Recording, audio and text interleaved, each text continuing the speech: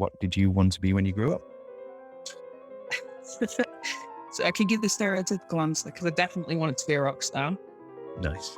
I used to play guitar when I was a kid, and as soon as I learned how to play chords, that was it. I started writing songs. And I would definitely spend a lot of time in my bedroom imagining being on stage. That hasn't worked out, unfortunately. But actually, I really didn't know what I wanted to do. And that's been a bit of a challenge in my career. Because like my sister, for example, she knew she wanted to be a teacher. My brother knew he wanted to be a doctor. And I think it's great when people know what they want to do, because I think you have that like single-minded attitude. I really didn't know what to do. And the only thing I knew at the point where I was kind of deciding what I was going to go do at uni was I really liked psychological documentaries and things. So I was like, right, cool, I'll go be a criminal psychologist. There's about 5 of those in the country, so it's probably not a great plan. And I went to uni and I did applied psychology, and it just wasn't what I thought it was going to be. And the one forensic psychology unit was cancelled as well, so I didn't even get to do the unit I went there to do. So a bit frustrating. And in the back of my mind, I kind of just always knew it was going to be something around, like I wanted to help people. A bit of a cliche, but true. But I definitely didn't know how I was going to do that. And so I just sort of fell into jobs. And then I realized quite quickly, okay, you really like working with people, you like developing people. Pretty good leader. Feels a bit arrogant to say, but I definitely enjoy that kind of working with someone and seeing them develop. And then, my career's taken a bit of a weird trajectory, but underneath it all, it's been helping people, leading people, developing people. That's kind of been the sort of thing that's gone through it all. Why was it that you stuck with adults and sort of working with adults rather than kind of veering off into a teaching kind of trajectory? The answer to that, my friend, is I didn't avoid teaching. I actually have been a teacher. Okay. Very astute of you. I did. I taught for 2 years in a primary school in Bradford, and I did it via the Teach First leadership program. Okay.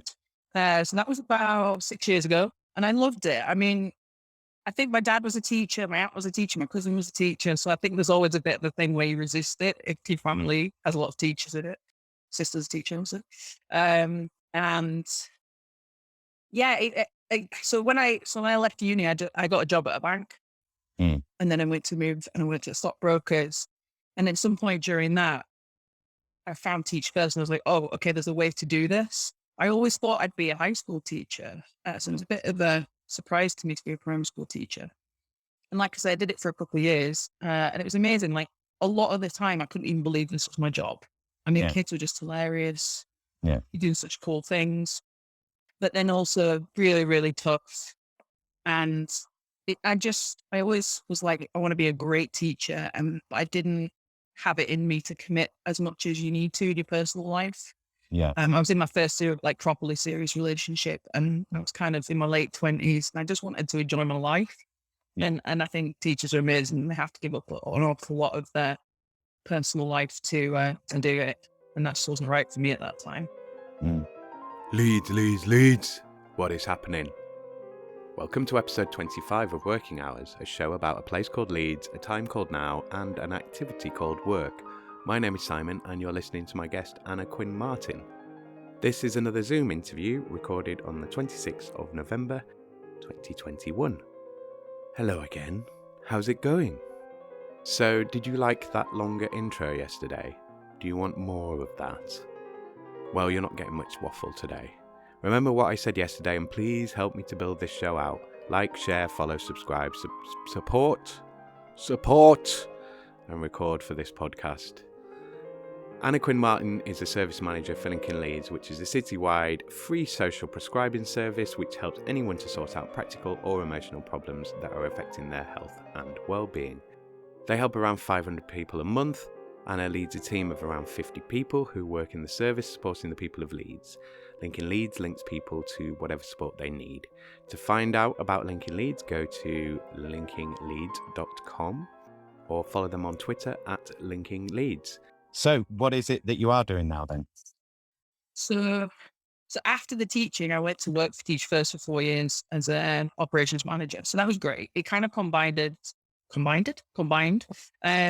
early. It combined what I learned from the world of teaching with my management career to that point. Yeah. And I loved that and worked there for 4 years. But I was still too far away from directly helping people. That was kind of the thing that bugged me. And it just wasn't fulfilling me as much. I've done my time there and I was ready to go do something else. And now I am the service manager for a citywide social prescribing service in Leeds called Linking Leeds. Mm. And social prescribing is, a lot of people don't know what it is. Yeah. But you basically think of it as like you go to your doctor, you've got either practical or emotional problems. There's not much the doctor's going to be able to do with that unless they can prescribe you some medicine. That's what that's their expertise. With social prescribing, anything that's going on for you that's affecting your like emotional well-being or like practical problems that are affecting you can be solved with there's loads and loads of services and leads that can help you. But the problem is knowing who to go to and like navigating that. Yeah. If you're like depressed or anxious or don't speak English or don't have access to the internet, like how are you going to find that help? So the brilliant thing about social prescribing is we give you a wellbeing coordinator. They'll work with you over a series of appointments. They'll figure out what it is that you'll need. They'll motivate you to get it. And then basically look like what needs solving in your life. Let's help you to do that. So yeah, I became the service manager of that service about 14, 15 months ago. Actually got the job right at the start of the pandemic, resigned from Teach First. Stop freezing. You with me?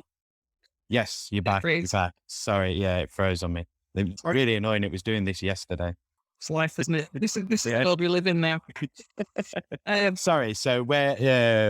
It is. Somewhere within social prescribing, I think we were. Okay. So yeah, basically, I became the service manager for Linking Leeds about 14 months ago. And I actually got the job at the start of the pandemic, but so I resigned from my job. Never resigned from your job until you've got a contract with your new job. That's what I learned. And then the new job got paused and I had to wait. But anyway, yeah, 14 months or so I've been doing it. And I kind of didn't really know that much about what services were, just to be honest. My wife worked in services for a couple of years prior to me. So I'd kind of learned a little bit, but I didn't really understand the world of services. Mm. And then became the service manager. And it's an amazing world to enter. There is so much stuff going on, like massive, huge services, and Yeah. right down to tiny little community groups that are making a massive difference. So much Yeah. going on. Yeah, and I'm just super proud to lead this team of people. I've got about 50 people working in Lincoln Leeds, and they are amazing. What they do every day is absolutely amazing. I mean, how quickly does it take you to sort of mentally, you know, kind of fall into the role and mentally map out what all these services are and sort of, you know, that must take some time to kind of, because there'll be services that you know and you're aware of what they do, and then you're just encountering a bunch of other organizations and services, and it's like, well, what do these guys do and what are they Yeah. useful for? And so that must be kind of a continual process, because I would imagine some of them come in and out of existence as well, depending on funding and so on. So Yeah. it must be like, you must have to keep that information, you know, sort of live in your head. Yeah. It's, and like the wellbeing coordinators, they're the heroes, not me. They have to know so much about so many things, because really social prescribing, a client or a patient coming in can have anything wrong with them or any issue or any emotional problem, whatever it is. And especially with the pandemic, like there's a lot of people who need help, right? So yeah, so we do have some mechanisms to track that kind of thing. I think the team themselves are very good at sharing information. I think that's why it really works, because so we've got 45-ish wellbeing coordinators, and they are brilliant at sharing information with each other. We've got this like Teams chat, and it's kind of meant to be like a bit of a social thing, but honestly, every day it's just, they've got a client with this. What does anyone know what? And they're just sharing knowledge with each other all the time, and they're so committed to helping our clients. But yeah, it's an ever growing thing. And like, you're absolutely right. Some services, they come and go, they'll be there for 6 weeks, or it'll just be like a group. So we're constantly evolving processes. And that's really the benefit of it being a service like ours, because we're able to share that knowledge with each other and find ways to do that. Mm. But a lot of it is the experience that those wellbeing coordinators build up. And then from a management side, me and my management team, and them as well, is a lot of just getting out into community, going to people's team meetings, telling people about what we do. And yeah, spreading the word and asking other people to spread the word as well. Mm. I mean, is it quite a busy service? Is it like, do you feel well resourced to do what you need to do? Or is it just a question of like, we always need more resources? Yeah, I mean, I guess in terms of the world of mental health provision, we always need more resources. Mm. I think where we're at now, we're just about, okay, like we could have 50 more workers and there's the people out there who need that help. Mm. The problem we have is people understanding what social prescribing is and for people referring in. I think doctors, maybe pharmacists, other third sector people, friends and family of people who are struggling and people who are struggling themselves. It's Mm. really difficult to ask for help. Mm. And I think people think they need to do an awful lot before they come to us. Mm. So the one thing I would say, if anyone's listening and knows someone who's struggling or is struggling themselves, is we take all the hard work out of that for you. So literally you come to us within a few days, you'll have a worker who is completely dedicated to helping you to improve your life. Mm. And we don't push anything on you either. Like if you don't want to sort an area of your life out, we're not going to make you. It's about what matters to you, you know? So if you come to us and say there's X, Y, and Z that I would sort in, like, so it might be housing, you might have addiction problems, you might just not have any friends and be lonely. And that's a massive problem for people. Mm. Whatever it is, we'll help you navigate it. You might not even know what's wrong with you, right? As well. Yeah. So we'll help you figure that out as well. And whatever actions that we put in place, we'll support you to do them as well. So we don't sort of say, right, great, kind of great conversation. Here's a list of things to go do. See you later. Because we understand that for people, ringing somebody up is really difficult or going to an appointment is really difficult. So Mm. we'll look for the ways to support you to do that. But yeah, it's an ever growing bit of knowledge that we have to keep track of. And during COVID, I think that was our particular expertise. So yeah, once people know about us, they're referring to us. It's just getting that word out there. Okay. So we've mentioned COVID a couple of times. So let's delve into that now before we do the other questions. So you were in obviously a strange position at the time as we went into lockdown, but I mean, if sort of take us through that process, and because I've spoke to other services and like other social enterprise, well, not enterprises, but charities and so on, like people that were providing, civil services and social services within the city. And it seemed like most of them could kind of continue on quite quickly. Most of it was like working out furlough and, the practical elements of that. But people seem to be quite on kind of, we have to continue the service. We have to let people know that we're there and going on to online sort of things quite quickly. Did that seem the case as you came into Linking Leeds? Did it seem like they'd sort of sorted everything else, but it was the more difficult, like who's getting furloughed and what we're going to do with the office things that were more up in the air? I think by the time I came in, a lot of it had been sorted. I did miss quite a sticky period, which I'm kind of grateful for. My management team were pretty relieved by the time I came in. They did an amazing job. For us, actually, I don't think it was too difficult because we very quickly we realized, okay, we can keep doing what we do and we just need to do it online. And we had, from what I understand anyway, they had the mechanisms to do that. Obviously, it was difficult on staff because they were losing that personal connection with clients, being able to be in the room with them. It kind of still worked. I think social prescribing still works, whether you're doing it face to face or online. It's just easier always, isn't it, to build relationships face to face. So there wasn't any furlough situations. The biggest thing for us was because we're funded by the clinical commissioning group out of the NHS. So we have really close relationships with our GP surgeries and other sort of NHS people. the pressure that was on the NHS was having a direct impact on Linking Leeds. And it kind of worked out quite well in a way because I guess when the pandemic hit, it wasn't people's first thought to think, I'll go sort out all of those things that are going on in my life. It was kind of just like hunker down and let's get on with it. So, we were able to get a little bit involved in supporting the NHS, and we've done that in various ways. So we've had our staff volunteer to go during work time to run or support vaccination clinics.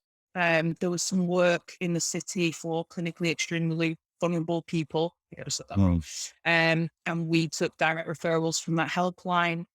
Mhm. We made calls on behalf of some of our surgeries to patients who were more at risk to see how they were doing and if they Mm. needed anything, and then took referrals into the service.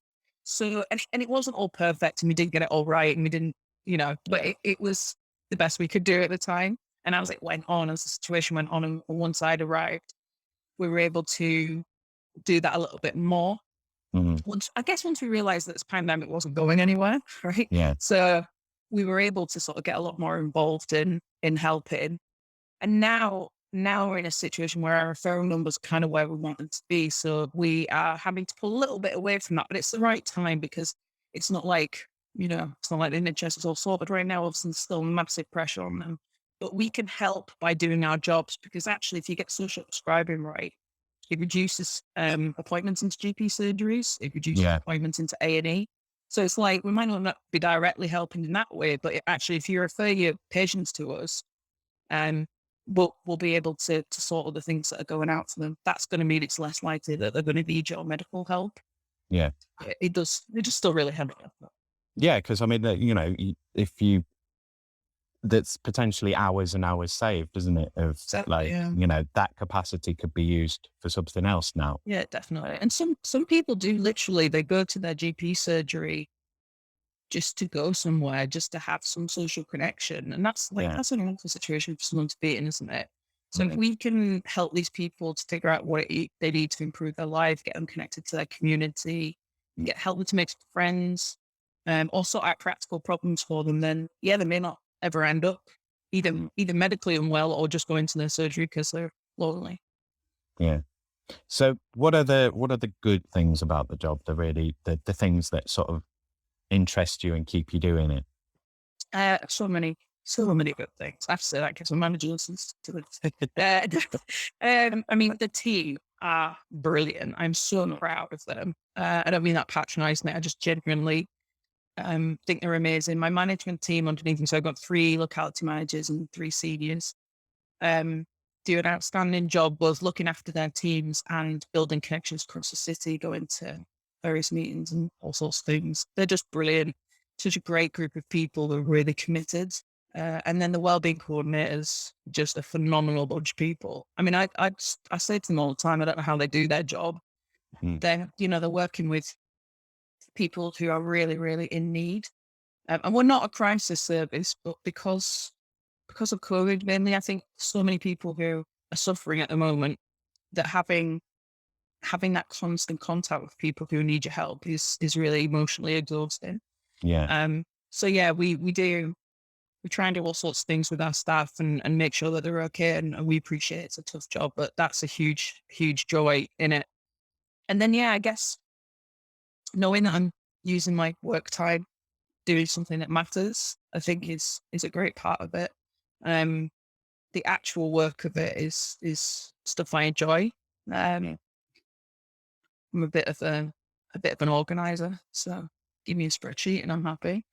Um, and then, I mean, some of the people that we work with, it's just seeing what's going on in Leeds is amazing. So we've been Yeah. part of projects, and just as an example, we work with a 100% digital team who are all about trying to stop people being digitally excluded. Such a nice bunch of people. There's just some really lovely people that we come into contact with. Yeah. We have the power to grow it all the time, and seeing how the service has progressed, us like getting our referral numbers in, how we've helped with other things, planning for the future about better ways that we can help, like all of that, it's good stuff for me that I really Yeah. enjoy. Yeah. I, a couple of things occurred to me there. So that's based on based on a tweet I saw yesterday of someone kind of asking about burnout in an event. I think it was an arts event, and Mm, like everybody in the audience put their hand up, and they were mm, like, "Oh, I'm really surprised by this." I would imagine it's kind of similar there. That even though you're doing something that, to a degree, is kind of vocational, it's something that you want to do, it's doing good work. It's an exhausting job that you potentially put more hours in than you're paid for, or you're not paid for enough hours, and that kind of thing. Do do people burn out quite a lot? Do you go through sort of people quite fast, or is it reasonable? That's a good question. Um, we've had a bit of staff turnover, but I don't think that's because of burnout, Mm, and I think it's normal. So this sort of job is a good entry level. I mean, the wellbeing coordinator is a good entry level job into other things because yeah, I think you find in services there's quite a lot of staff turnover because there's so many jobs you could do and they're quite similar, a lot of them. yeah, And we've had people like some of the management team have gone on to promotions at other places. And that's what I would want as a leader. So I don't see it as a negative thing. It's a big team. Sometimes it feels like there's a lot of turnover, but I don't think it is. I think it's kind of what you'd expect. mm, The burnout side of things. So yeah, we try really hard to um, keep our staff give our staff what they need so that that doesn't happen. yeah, So we advocate well-being time. Um, I don't ever expect anyone to work over their hours. I don't do that. That's something I'd like to teach in. When I'm done, I'm done. There's always more you can do. So I just think I really believe you've got to stop yeah, at some point, and that time is when you're not paid for it anymore. yeah, That's me. Like that's just how I lead. But I know others will probably disagree with me. So yeah, we don't advocate working out of hours. We advocate taking breaks. We've tried to do things like we did a yoga chair session online for everyone. mm, So we'll do little interventions like that. But also we will run reflective practice sessions for staff to come and talk about their clients. We also offer like if they want peer support time. Yeah, supervisions. We talk about well-being. We've obviously got an employee well-being, where they can get support as part of their employment. So I think we do our best, but the very nature of our staff, like they want to help so much, yeah, and it is hard to draw the line sometimes and know, when is it right to let that client go? Because what we're not trying to do is make people helpless. That's like yeah, the last thing we want to do. So sometimes you do have to say, right, okay, we do as much as we can for you. We've set you up for success, and sort of leave them to it. But it's much easier for me to say that when I'm not the person with the client in front of me. yeah, Um, so yeah, I think we talk about well-being a lot. Um, it doesn't seem to be a major issue, but I'm not saying we've never had staff go off for illness. Obviously, that happens.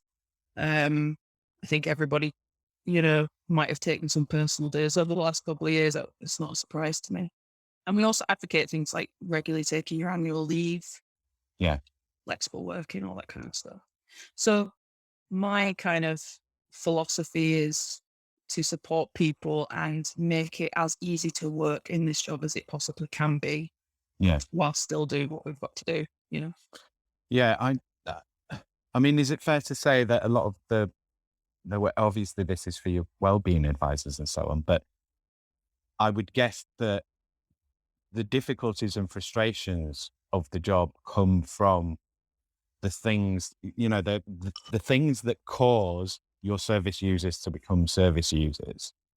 It's like, well, if this situation wasn't the situation, this person wouldn't have come to the service, rather than it's really hard to get anything done because you know the services and you know what they're there for. And Mm. I would imagine they're so used to sort of connecting and speaking to these services that they know who they need to speak to there and how to get through them. So I imagine that side's fairly sound and easy. And that's the good stuff, and the good stuff of like getting a person into those services, into the right place and seeing them sort of develop.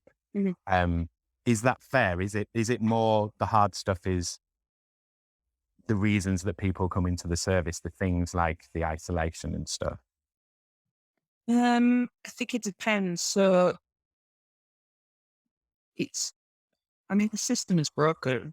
Mm. Like there's nobody to tell you any different. And I'm not gonna say what that's about, but whether it's funding or the world's a bit stretched, right? So Mm. there isn't enough of what we need. So that is massively frustrating. And I don't want to give the wrong impression. We can't force services to see our clients any quicker than they would have done. It's Yeah. just about us knowing they're there and how to get into them and which because the thing is, like, even if you know what you need, let's say you know what service you need, you go to it. If you don't fit their criteria, you're very quickly going to fall through the cracks. So for us, it's about making sure that that doesn't happen.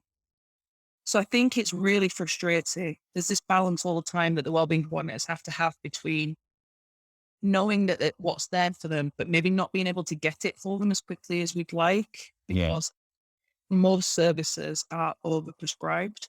Mm. And then, yeah, definitely the other side of it is like day to day speaking to people who are in not crisis because we're not crisis service, but often it's pretty close to crisis, Mm. or severe mental health issues or just a number of complex problems and they're very down or anxious or whatever. Like that day in, day out is very, very tough. Mm. I think you've just got to be the only thing I can think, you've just got to be the kind of person who wants to do that, Mm. to be able to do it. I don't think I could do it, to be honest. I have massive respect for them. I think they're amazing. So yeah, it's getting a combination of all those things you've said. Mm.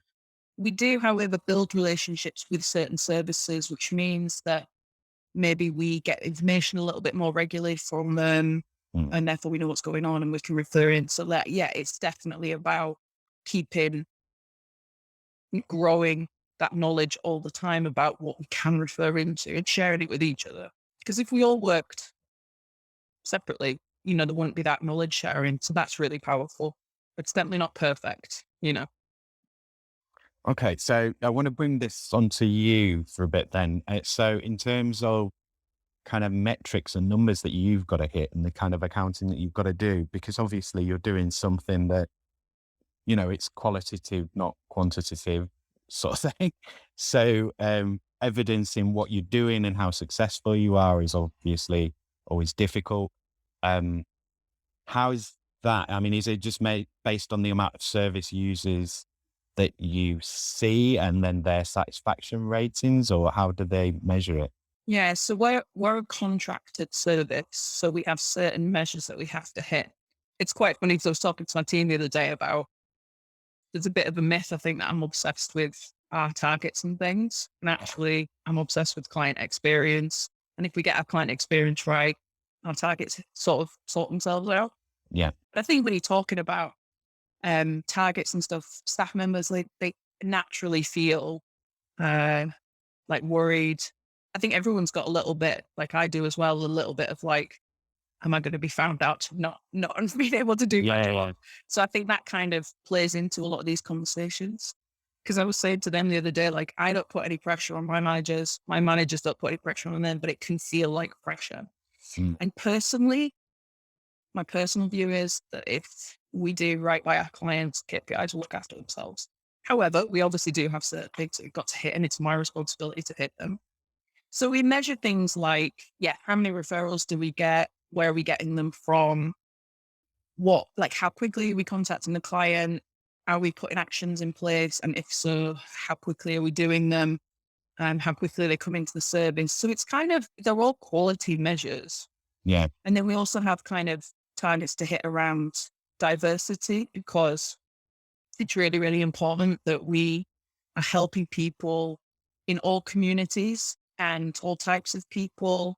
We want everybody to feel that this is for them. So if you wouldn't want to come to our service because you think it's not for gay people or it's not for black people or, or any barrier that you might have, we want to make sure they're not there. So we track our diversity numbers for two reasons, really. One is to make sure that we are helping all communities, especially really, really deprived communities. Yeah. And then the other side of it is if we don't know you as a person, then we've not really done our job because a huge part of that initial conversation is building trust with you, getting to know you really well. So if you're not willing to tell us who you are, then that's a chance that that conversation hasn't gone really well. Mm. And then the last thing we do is, we have some assessment measures to basically see have they made an improvement from what we've done with them. That's obviously really important. And then we do client feedback. So at the end of the process, they'll do like a feedback form with us, and universally, almost exclusively, it's really, really positive. Yeah. The things that our clients say at the end of the journey are amazing, and we share those back with not only our partners and commissioners, but we share it back with the staff as well, because they are making a difference. That's what the data shows, basically. Mm. So yeah, I'd love to live in a world where we don't have targets and things. But I honestly believe if we do right by our clients, then yes, they take care of themselves. So it's just finding that balance all the time. Mm. Yeah. Um, so there's a couple of things that I'm thinking of from that. One of them is in terms of, and obviously this might be a slightly unfair question and you might have to kind of step around it or whatever. But with the data and that data sort of going up to, whoever is your funding people, what do they do with it? Do you know what I mean? It's kind of like, what is the ultimate goal with from their perspective of like, is it just hit these numbers every year and sort of, do more with less or whatever they want to, the way that they want to do it? Is there a point? Do these numbers kind of come back and seem to inform things, or is it just you're reporting and the numbers that they want you to report on kind of change and the targets change? Does it seem to you like this information feeds back and helps? Actually, yeah, but probably not in the way that I've really thought about this. It's a good question. It is for a purpose, because if you so any organization has X amount of money, right? NHS is an organization with X amount of money. They have to spend that money in the right way. Mm. So the numbers ultimately prove the service is worth being there, either because we're helping the right communities or we're helping the right number of people or we're taking the pressure off Leeds as a city. Mhm. So I do believe that there is a purpose to those numbers, because they're saying, it's my way of saying, look, our service matters. And if you took our service away, this many people would suffer for these many reasons. Mm. Like on a day-to-day basis, probably not as much, but like overall, for example, our contract was for 3 years and then an extra 2 years if we've done a good job and we've got that extra 2 years. Mm. Now that means that's 2 more years for people of Leeds to have our support. And like I say, we're not the only people, but I do think we're a gateway for a lot of people to get what they need. Mm. So yeah, from that point of view, it's massively important. There's the odd detail here and there that I sometimes question how useful that is. But in the main, I think we have to have those measures to show our worth, really, and to prove that that money is better spent.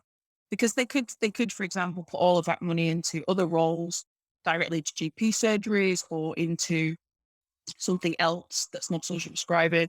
I think social prescribing, and I know I'm a bit biased, that's what I do, but I do think social prescribing is the answer to an awful lot of problems Mm. that not only Leeds but generally people have. Um, so because the real difficulty with this world is there's so much going on, Mm. but it is often very, very separate. And there are organizations and groups like us who are trying to pull things together, but it's a bit of a minefield, to be honest. Well, and as well, if you've got yourself into a situation of loneliness for whatever reason, like some form of isolation, then like you say, picking up the phone or getting on the bus or whatever, it's just, it can seem impossible because Yeah. it's just, yeah. So, and getting, if someone takes the step of going to a doctor or whatever, quite often the doctor, like you say, is kind of, well, I don't know what to do. So, yeah, have some drugs. And it's, But they've only got like what 5 minutes, they haven't they? recommend them. Yeah. Yeah. Well, 5 or 10 minutes. And I really feel for doctors because it's like a revolving door, isn't it, of Yes. people in need. And how are they meant to know? I say this to all like third sector organizations, whether you, or medical people. Like if you're a housing support worker, there's already loads that you need to understand about housing support. How are you also meant to know about addiction and debt and community groups and loneliness? And, it's like, it's impossible. So that's the pressure that social training should take off people. Um, but yeah, it's pretty difficult.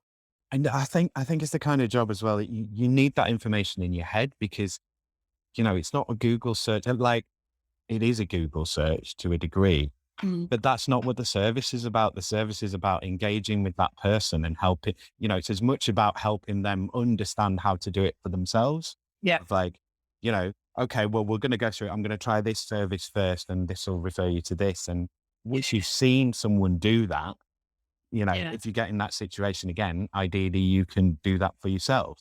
Yeah. So if And it's just a Google search. this is a bit of a bugbear of mine because there's a lot of people obsessed about us across Leeds in various groups about tracking all things that are going on in Leeds. And that is good work. And we're probably going to be part of that. But actually, it's one thing knowing that that thing exists. It's a whole other story going or ringing. For some people, phoning up to make an appointment is like they just can't do it. And to be honest, I've had my own, like most people, my own issues with mental health.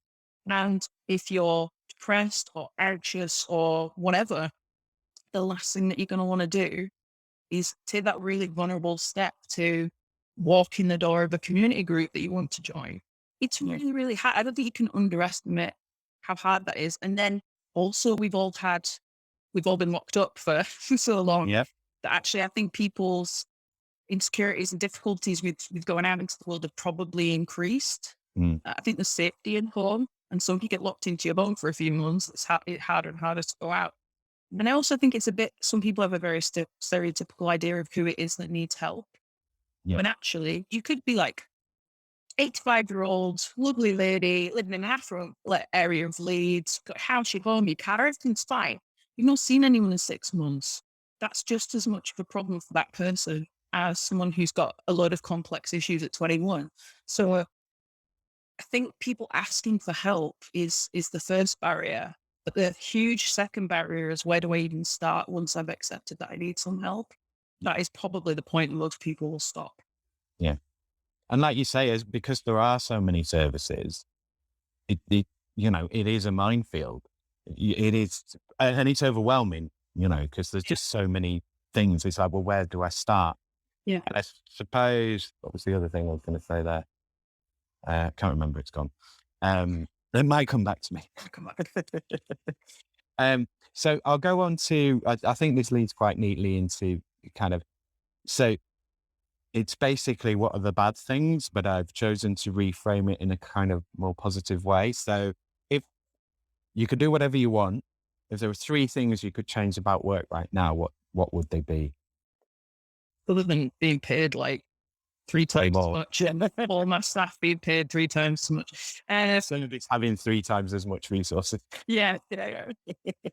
Oh God, that'd be a bit of a nightmare on it with so many more people to look after. No, okay, what would I change? I think the first thing I would change is right, be careful what you say here, Anna. I think it's a proper battle getting people to believe in social prescribing. Mm. It's a bit political. You've got people who have worked in a medical model their whole life, and we're coming along and saying, we can help. And I think a lot of people go, no, you can't. It's medical. And completely understand it's not their fault. Mm. But I would, if I could change the hearts of my people to believe in social prescribing, that is a massive thing. Mm. I know it works. I see it. My staff see it. It's not perfect, but nothing in services is ever going to be perfect. Mm. But yeah, I would definitely change that.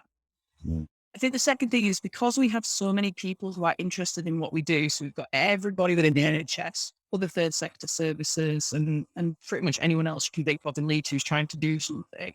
Mm. We get pulled in a million different directions. And I can feel like me and my team are doing a great job, but there's always going to be somebody where we're not doing that thing that they wanted us to do.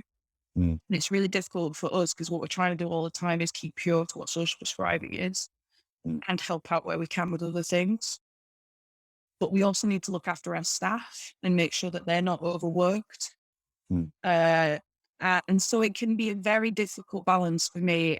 We've got very enthusiastic people around us wanting us to do things, but a lot of it is not what social prescribing is there for. So myself, my management team have to spend an awful lot of time justifying what we're doing or saying, we'd love to help you with that, but we can't because of this. And it can feel like we're saying no to things. And I think that doesn't help us reputationally.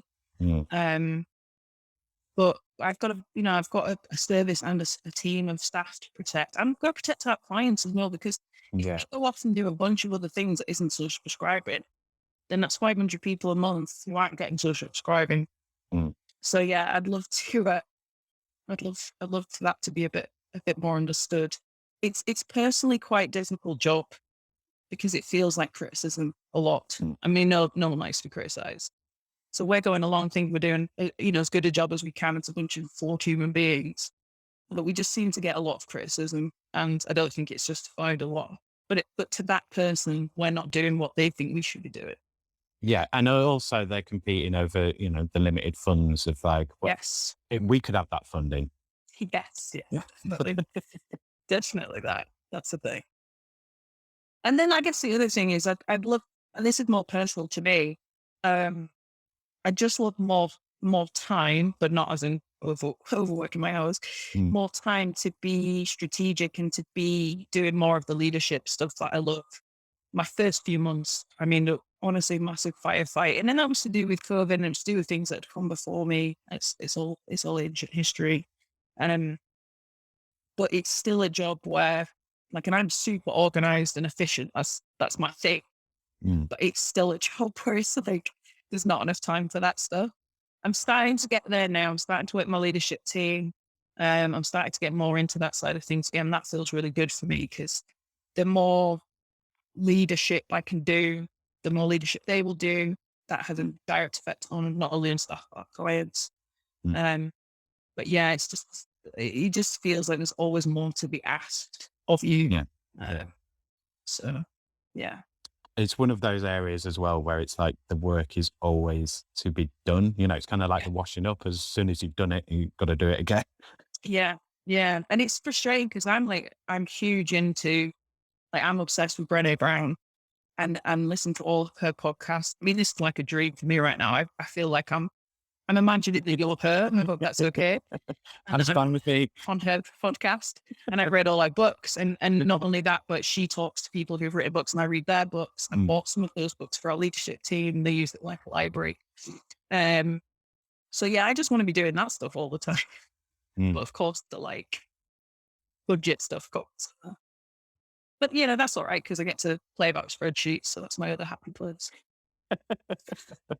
Give me a spreadsheet to mess around with all day. If that was a job, that would be my job. Definitely. Okay, let's dip into this a little bit, because you'd be a good person to do it with. Why is that so enjoyable? Do you think it's having the control over it? Is it the control? Well, I I can put this thing here and that thing there, and I can make this look neat, and these can all. What is it? I feel like you just drilled into my psyche right there. If you understood it, I don't need to answer. Yes, I think it's about control. It's about control. It's about making things look pretty. Yeah. So I've said many, many times, give me a job where the job title is, I won't swear, but messing around with spreadsheets. I mean, I'm not even that good. Like, some people, it's like levels, isn't there? Some people can't do anything. Some people do very, very basics. I'm somewhere in the middle, and then there's like genius level people. But to me, it's like, make it pretty. I just love messing around with like maths and stats. And when I do my quarterly report, as much as I complain about it every 3 months, there is a bit of me that's loving it, because I'm just in spreadsheet world. I don't know what it is. Control. It's tidy and it's methodical. And I like things that are tidy spreadsheet, tidy mind. Yeah. Yeah. And you can get on with it. You can happily plow away. So you're there, you made up. It's like, I don't need to worry about anything else. And it's involved like anybody else. And I don't mean that badly. I love my team, but sometimes just to like focus on something, like put a bit of music on, focus on a spreadsheet, and I don't speak to anyone. Like, some days I'm just in a place where that's the best thing for me. You can get precious though with these things, because you've designed them and you spend time. Dude. Like, same with formatting Word documents. Like, I've ever gone through a Word document and formatted it. Yeah. And you get sort of obsessed with like, this one has to be in this style and this height. This Dude, it changes some. yeah. I think we're kindred spirits. I think we've realized here there's a bond. Yeah, don't mess with my formatting. I'm all about making things look pretty. And sometimes that's important. Like if it's branding and you want, I want, Mm, if my guys are presenting about the service, I want it to be branded and it look professional. Although I think some people think I'm a bit too corporate. yeah. Do get that criticism a little bit, but I did come from a corporate background. So I can kind of, there's good bits to corporate as well. But yeah, I'm like, I've made that thing look really pretty. And the funny thing is, I was talking to our data guy, James, about this the other day. You've created the thing so you completely understand it and you like Excel and all this stuff. I've had a few times in my career where I've taken that same document to my whatever team at the time, and they've been like looking at it like it's a foreign language, or and Yeah. I'm like, this is really obvious and simple. What's up with you? I've made it completely beautiful and perfect. And they're like, I don't even know where to start. So it's like, right. Did it perfect for me and Yes. didn't involve anybody else. This is my perfect thing. Don't touch it. It's where my most controlling aspect of my personality comes out. Okay. So I think we've done COVID. So I'll go on to kind of the more political questions now. God. So we'll start with Brexit. So have you been able to notice, has Brexit changed your work at all as far as you've seen? Do you see it being likely to change the work that you're doing? What we're starting to see, and I actually don't know if this is Brexit or not, we'll definitely start to see problems with recruitment. I'm going to assume that's to do with Brexit. And I'm not going to pretend to be a political genius because I'm not. But I do think that's a direct consequence. And that will become a real problem before too long. Because the last thing I want to do is have clients waiting for our help. Mm. I mean, a lot of services do have wait lists. There's nothing else I can do about it. But I would like us not to get into that position, like us to grow.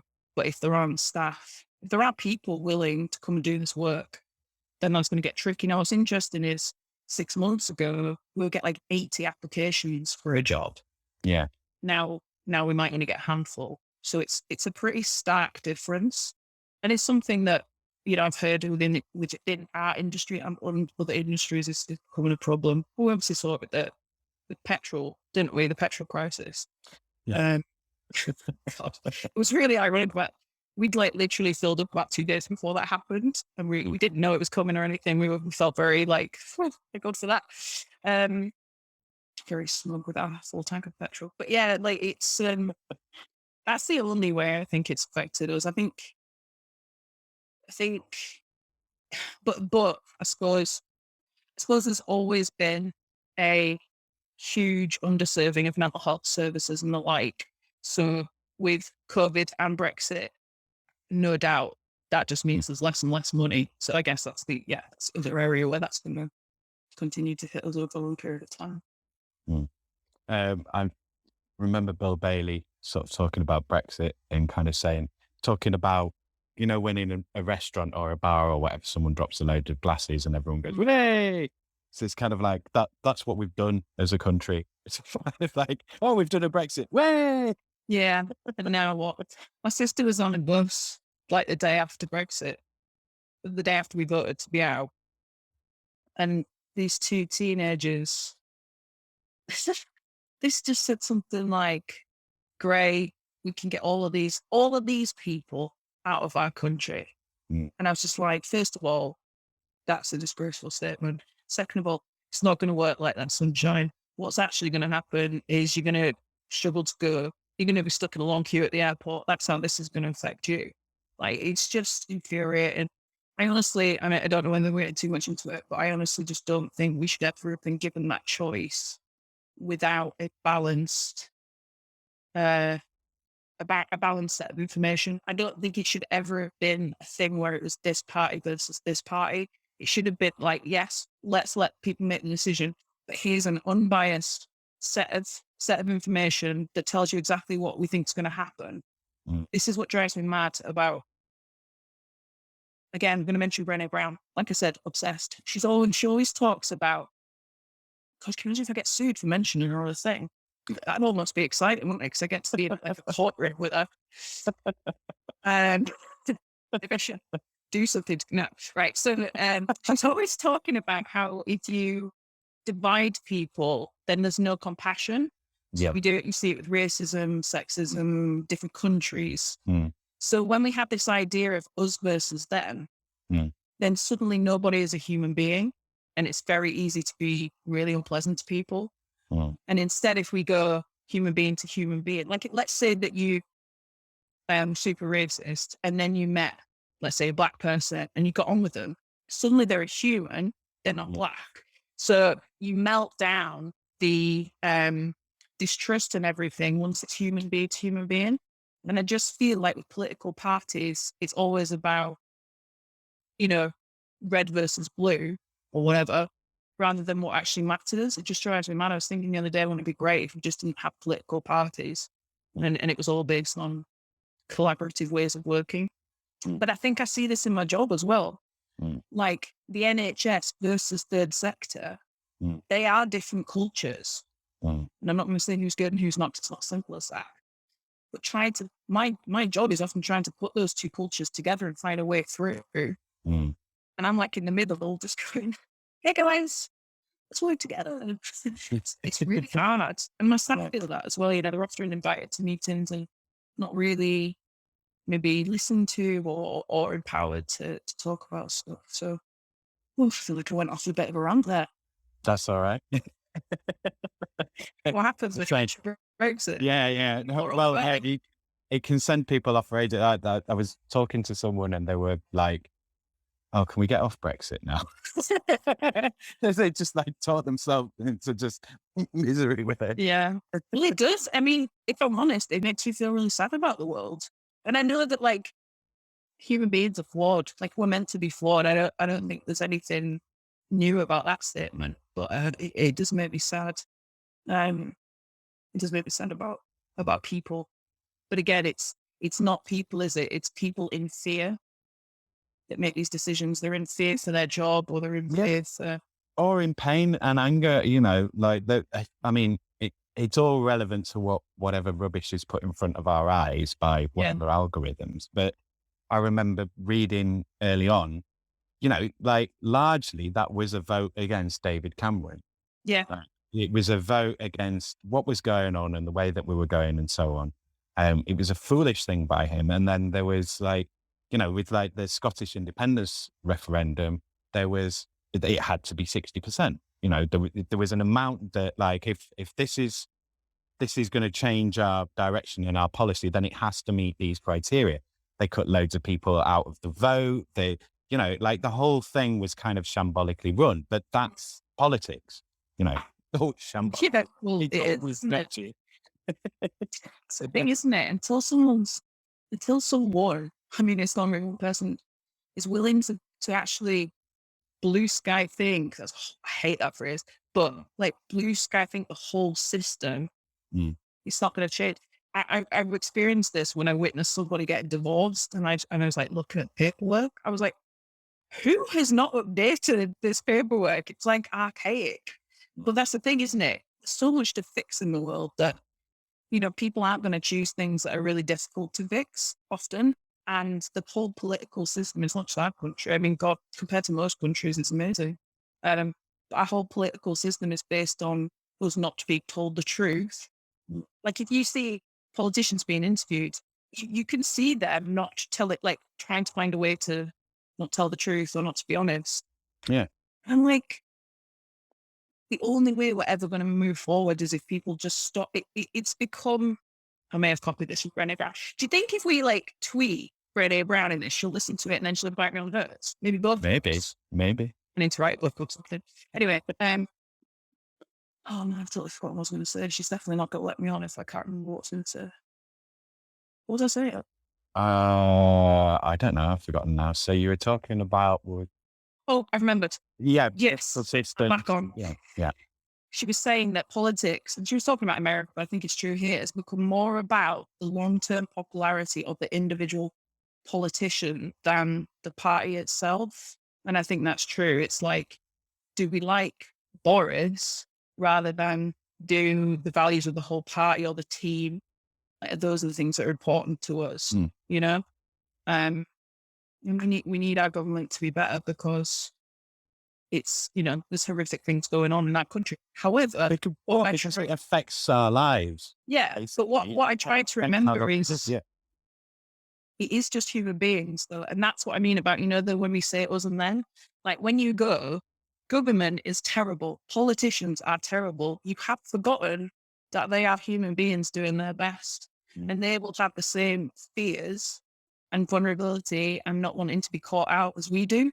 Mm. So it's no wonder they get a lot of it wrong. Just like we get stuff wrong in our jobs, Yeah.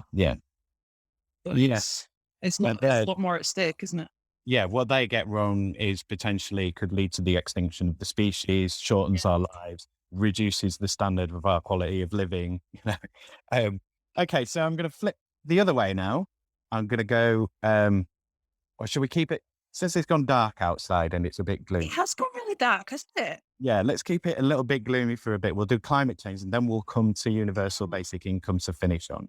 So, what, if any, or what thinking can you do around climate change in your workplace? Like, do you have a climate policy? Do you have any sort of green policies, the things that you're trying to do? How do you think your work fits into a kind of green agenda or greening your workplace or that kind of thing? I mean, oh God, I can remember dark it's gone. And not the podcast, the Yeah. weather. I don't. I mean, I'm not. I don't think we have I think we're quite a green service anyway. Like a lot of what we do is, we're not traveling places. We're doing it online, and where we are traveling, it's people where they live. Yeah, and it's all community based. It's the whole point is that we see our clients in their communities. Our staff generally live within that community or fairly close to it. We're not sending people on airplanes anywhere or anything, so it's pretty great. But what our part of it maybe is more about is there being green things to socially prescribe to. So there's quite a lot of funding going into green social prescribing, and whether that's sending people to do community walks, gardening, woodwork outdoors, climbing tree. Well, they're not climbing trees, might be a bit dangerous, but I mean, like things outside in nature. Yeah. There's a lot of funding going into that kind of stuff now. So we have some like projects around that. And we're trying to get a little bit more involved. We spent a little money on green social prescribing. Our team went and did a day at Skelton Grange, which is one of our partners through a project, and just doing green social prescribing activities so they could experience what it was like. I think we've all seen during COVID, the power of getting outside. I mean, our daily walk became absolutely crucial and actually just something we start to really enjoy. So from that side of things, it's not really climate change as such, but I guess if you are encouraging people to be outdoors and doing things in nature, you're naturally supporting that. But yeah, I don't think really we have much else to contribute. But that's a big thing, I think, Yeah. and a lot of the green agenda is kind of about localism and local services, which is you already do it. Yeah, exactly.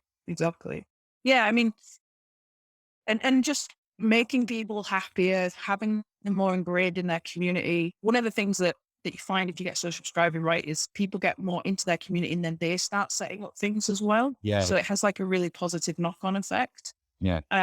So, I do believe that if communities work better together, the outcomes of that community will be more positive, and that's bound to have a positive effect on kind of all things. I can't specify exactly on climate change, but but people even just to appreciate nature is surely going to mean that they're more willing to engage in what it means to move towards better climate. But it's such a massive thing, isn't it? It scares the hell out of me. Mm. Yeah, well, and that's the other thing as well. It's people talk about the mental health crisis, and I think a large part of it is because we have to live in a world where we're not able to talk about what's real.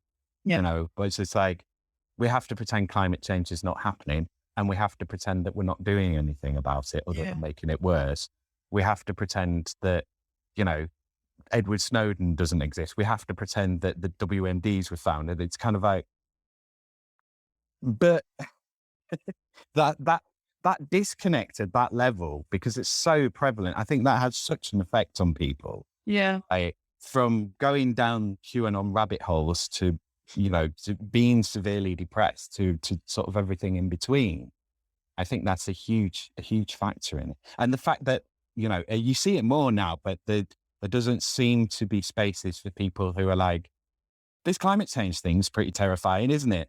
To have that discussion, and the discussion always seems to be kind of, oh, well, we have to do some recycling, or we have to go vegan, or we have to, it's like, well, why can't we stop companies pouring sewage into our rivers instead?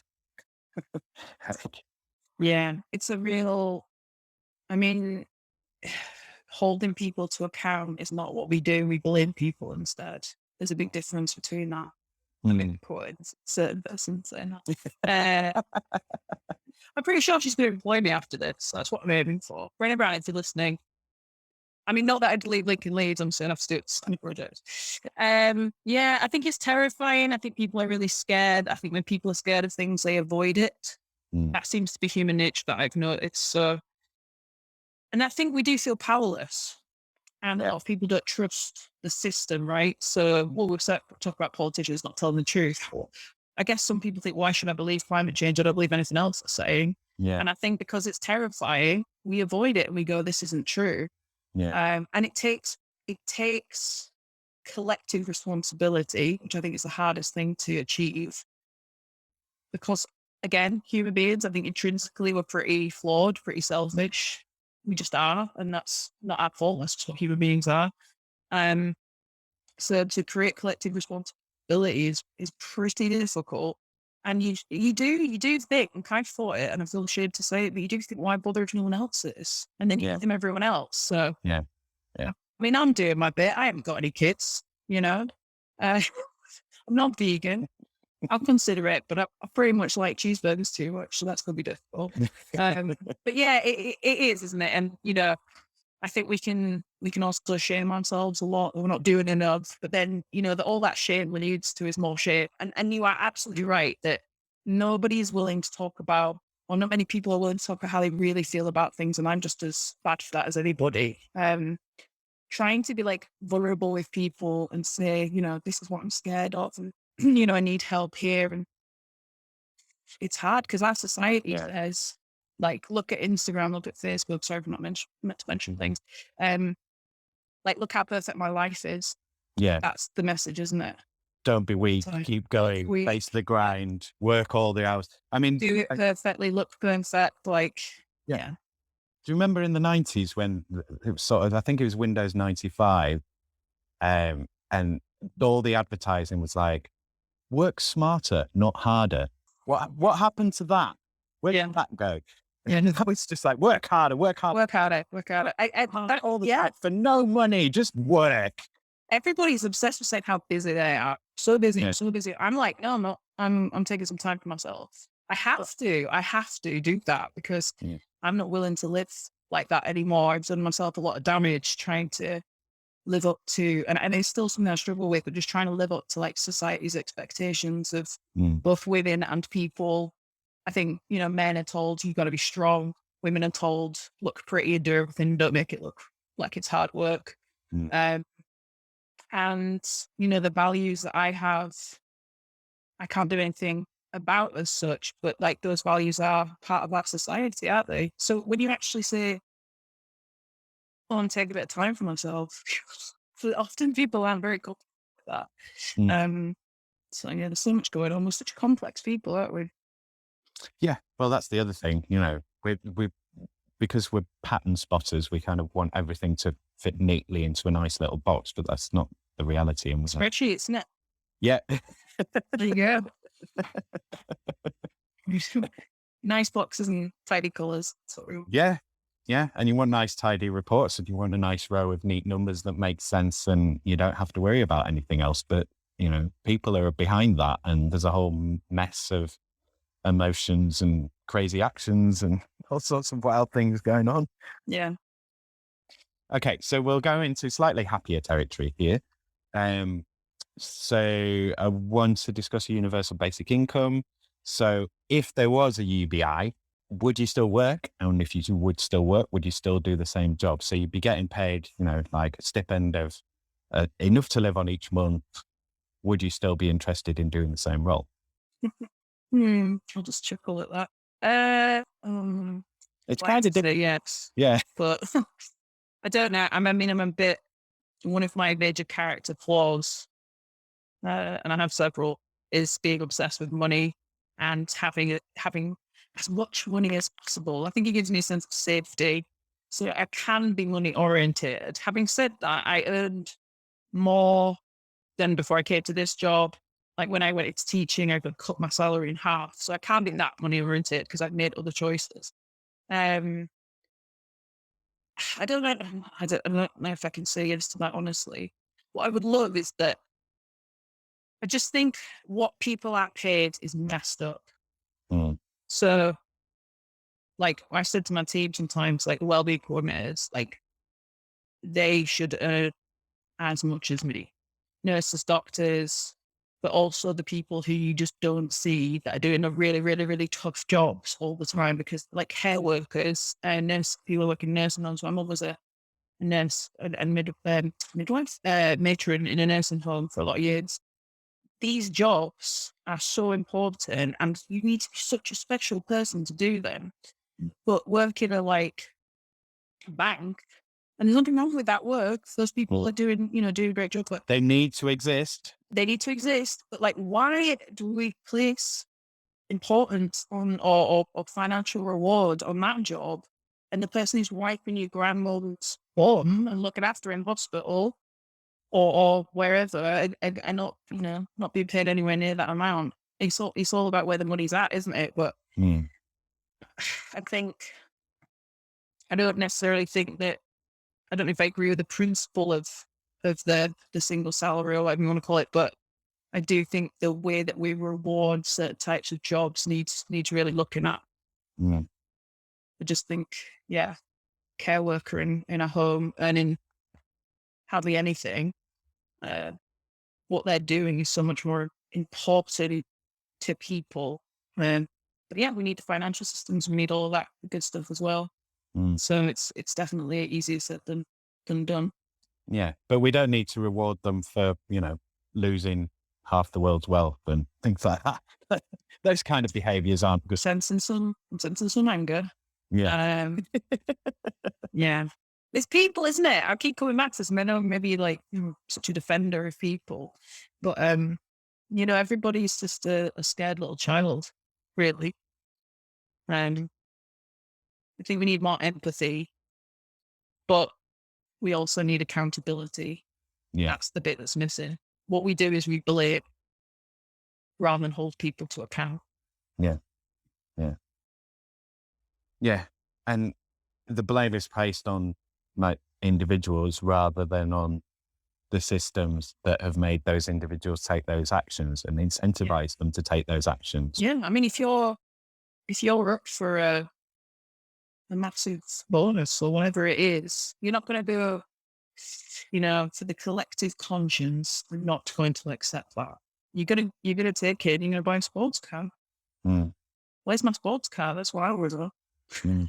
Where's my boat? I want a boat. A Well, boat, no, like a big, like a yacht boat, or like a little. not like a huge boat, in that typical working class, like, I don't want much. Don't worry, a massive boat. We were watching I just want to win $1 million on the lottery. I don't want this. Oh, I know. It's so funny that when you have that conversation about how quickly you've spent it, and then you're like, oh, maybe we need 2 million actually. Me and my wife, we get proper stressed about that. And then we're like, we haven't actually won anything. What are we talking about? We were once watching this thing about super yachts. You can cut this out. It's not interesting. Watching this thing about super yachts. And they were talking about putting them into the ports at Monaco. Mm. And they went, this size of yacht is so big that you can't port it at Monaco. And my wife just went, well, I don't think we'll get that one then. And I was just like, I don't think we're buying any super yachts, babe. Like, this is an out world. But yeah, you also, I don't know if you've had this conversation where you start talking about how bad it is for people to win money and how miserable that people have killed themselves. Mm. You talk about it for half an hour and then someone goes, yeah, but if you still won the lottery, would you take it? And you're like, yeah, definitely. Yeah. Can't help the greed. Yeah. Well, it comes back to what you said. It's the security, isn't it? Yeah. It's like you're living in an uncertain, insecure world. And there's lots of systems there to kind of make it feel nice and cozy. And if you've got a nice family support network and friendship support network and you earn a reasonable amount, you're going to feel fairly secure. Mm. But if you're under those sort of thresholds, then that insecurity rises. Don't know where I'm going with this. I think that you feel it even if you do earn a fair amount. Yeah, Like, well, that's what it seems to be. A lot of those people that are rich, I saw something where they were like, "Oh, well, I just don't have enough money because I'm not as rich as Jeff Bezos. So, if I lost my hundreds of millions, like I could lose my hundreds of millions, and then what? I need more money." I think people just spend what they have, however big and small that is. They'll always spend up to it. I think that's human nature. But yes, of course, people who are earning nothing or unemployed or on constant benefits and those benefits change or like whatever. Yeah, of course the amount of things that they're dealing with and the amount of problems those cause, like it grows all the time. One thing leads to another, which is why I think people get, into such a place of difficulty because it's like once you're in that place, you wouldn't even know where to start. Like if you've got a job and a house and a fairly stable life, at least it's not causing you other problems. Yeah. So yeah, I'm not going to pretend that it's the same because it isn't. I think it's the amount of other things that and other stresses that having any sort of financial problem can cause you. Let's just flip this a little bit because this is something that I've been thinking about recently. So you're working in an area where, you're trying to help people, you're trying to make their lives better and so on, and then kind of ease their suffering. Now, and we've mentioned sort of Instagram and Facebook and stuff, and the kind of, you see on Instagram a lot of these kind of affirmations and positive affirmations and this kind of thing, like self-help motivations and so on. What do you think about the area of, I mean, struggle's necessary to a degree. Like we all go through adversity and we kind of have to, because you have to deal with situations, you have to learn from situations, you have to grow, and life can't be all good stuff, because otherwise you wouldn't know what the good stuff was and so on. So how do you feel about that kind of struggle side? Like, I don't know how to formulate a question out of it, but, I Is can't, it like that? Are we really helping people if we're stopping them struggle? well, I suppose, yeah. I mean, if you got to the point of, if someone's in trouble and the first thing that they do is they come through to you, is that always helpful or is it sometimes not helpful? I don't know. No. What do you think about? I think people often have already been through an awful lot of struggle before they're willing to accept help. Yeah, I that's think people have to be pretty desperate to change their lives and to be willing to let others help them to do that. yeah, I think we're wired for struggle. I really like the line in Circle of Life, which is, from Lion King, which is, it's a wheel of fortune, because I do believe that. I don't think people deserve things or don't deserve things. I just think, yeah, wheel of fortune. But we are built for struggle, and my experience and the experience of other people I know is that you have to go through the struggle and get pretty, pretty desperate before you're willing to get out of your own way and yeah, let somebody help you, because until it's desperate, you just keep putting up your own barriers. yeah, And that's why step one for them is like, be willing to even think that they need help, whoever that person is. Same for me. Two is a massive next step. It's like, what help is there and how do I get it? So I think by the time they come to us, they've been through a lot of that struggle already. mm, I think it's really important that we don't promise that we're going to solve everyone's issues yeah, or make them feel helpless. So we're very set on, like when we do an action plan with them, once we've worked out what it is they need, we don't take all the actions for them. We give them some to do, but we'll support them yeah, to do it, because we only work with them for, a fairly short period of time in the grand scheme of their life. So we want to set them up for success once they've left us. mm, Often I don't think that is the mentality of some services and some interventions for people. And it doesn't help because they just go back and back and back in the system. yeah, yeah, And if that's as good as they can do, like, good for them that they're getting that. The help is there for them. They should take it. But I don't think it's the most helpful thing to do. Most people's turning points for people I know in their life is when things have got so bad and people haven't been able to help them anymore. Or like when I say people, like their friends and family, for example, Yeah, yeah, and it's made them turn to like professional help or this kind of thing. So yeah, I think you've got to go through some struggle before you're even willing to say, yeah, do you know what, I need some help. yeah, And that's why I want us to be known yeah, at Linking Leeds, because we are ready to help when you come to us. And I think, it's easy for me to say that when my wellbeing coordinators have that client, have that person, have that human being in front of them. It's very easy for me to say, well, you set them up for success and let them go. I think it's yeah. a really difficult thing. And it's not just our service. I hear it from other services as well, that like, what Mm. point do we say, right, we're releasing you back into, that sounds like they're a rare bird, um, you know, go off and live your life kind of thing. It's very difficult to do that when someone is telling you, I'm still really struggling. Yeah. And that's the point. You've got to be humble and go, you know what, there's only so much I can do. Mm. No, I think that's a really good point, and I'm glad you managed to formulate an answer out of my non-question. Uh, I knew what you meant. yeah. Because it's gone now, haven't we? Spreadsheets, formatting, can read your mind. Okay, so I think I've pretty much covered most of everything that I want to cover. Is there anything that we should sort of touch on that I've missed? Do you want to do a big, do you know all your social media handles and everything that you can kind of provide those? I can put them in the show notes. That would be great. I will just say that we are very easy to know. Our website is www.linkingleeds.com. Our Twitter handle is @linkingleeds. So these things are very easy to remember. We have a chat on our website. We have a contact form. There's an FAQ. Our phone number is 0113 336 7612. Mm. And yeah, I guess my message is, if you're struggling or you know somebody who is, like, don't refer them without mentioning it to them. But just get in contact. There's nothing scary about it. We will welcome you. We'll have a chat with you. We'll treat you like a human being. We're not going to force you to do anything. We're not going to say, oh, you must do this or you must turn up here. Like, it's a very gentle, supportive process, and there is nothing to stop you doing it. I can't promise you that will solve every single thing in your life, but there's literally nothing scary about it. But we also appreciate how hard it is to come and ask for help. And you're in charge. It's massively important. So, Yeah. we're not going to tell you to sort anything out or work with you on things that you don't want to touch. And that's okay as well. But yeah, lickingleeds.com. You've got to go through some struggle before you're even willing to say, yeah, do you know what? I need some help. Well, I've done the struggle, and now please consider supporting this podcast further. I need champions for working hours, and that's exactly what you will be by giving £1 a month via Patreon to this podcast. That's right, it's only £1 a month for loiners to support and grow this podcast.